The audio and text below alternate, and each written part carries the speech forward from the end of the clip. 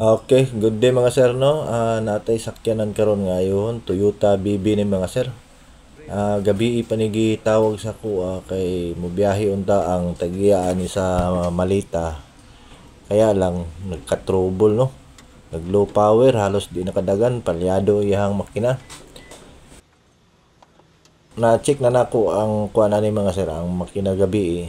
So direct to the point na ta ng trabaho na to ani karon no.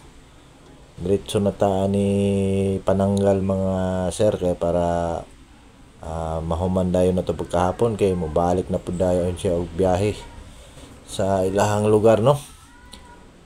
So kani isugdan na mo pananggal mga sir. After mahatagan ako og instruction ako ang body ani. So i-observe lang ninyo ha kaya mo ang pananggalon. Panira yung tanggalon, Jake. Isa. Wala, yan yung mga intik, yan sa intik bitaw, oh. Tanggalan lang yung harness. Yan na ni, bracket sa ilalong duhar siya kabot. Kabuo na niya siya. Tanggalan lang ni. Sana yung mga buwan-buwan mo na. Kani, wala sulod-sulod niya. So kani nga time mga sir pananggal na namo ang mga pisa nga dapat tanggalo no ay para makita nato kung unsa ang nagka-diferensya.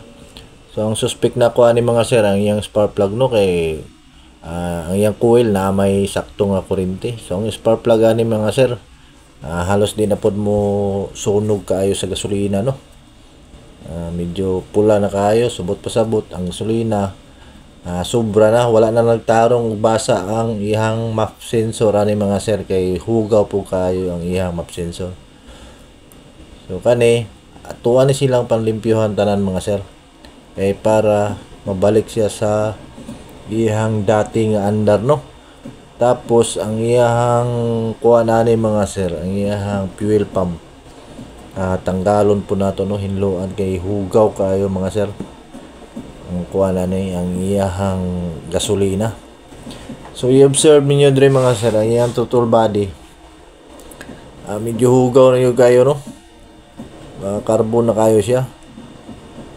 So kailangan na siya o cleaning.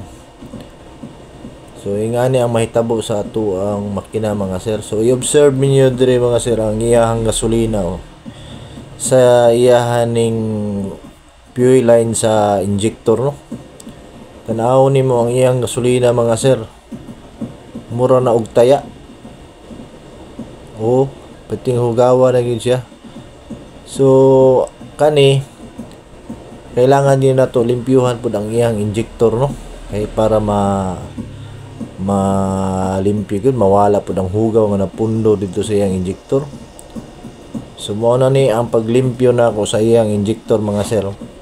Kailangan makliningan po nato siya no kay para magawas pud ang iyahang hugaw nga napundo diha. Tapos ma-check nato kung okay pa ba ang buga sa iyahang fuel no. So kani inyong nakita mga sir mao gini ang iyang normal nga buga no. Pino gid siya dapat kay para tama ang iyahang air and fuel mixture ani mga sir. So sa pag-check na ko aning upat ka injector walay problema noon mga sir. So after nga nahuman na miglimpyo so mao na ni ang mga pisa niya mga sir.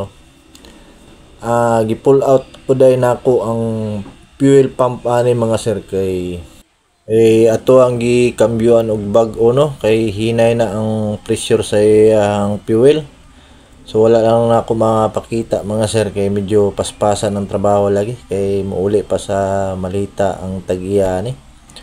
So mao ni nga after na human namo o panlimpyo mga sir amuha ning gibalik na yun no. Wala na ako gipakita ang pag-install ani. Thank you kayo sa pagtan-aw ninyo mga sir sa tuang video no. Sir, okay na mo makina sir. Ay, sige naman. Salamat kayo, chip. Ay, imo niya akong tenan. Ora na diyan niyo dito. Biyahe na kay. Biyahe na po niya. Kasi Malita. Sige, salamat kayo. Okay. Ayos biyahe sir. Salamat.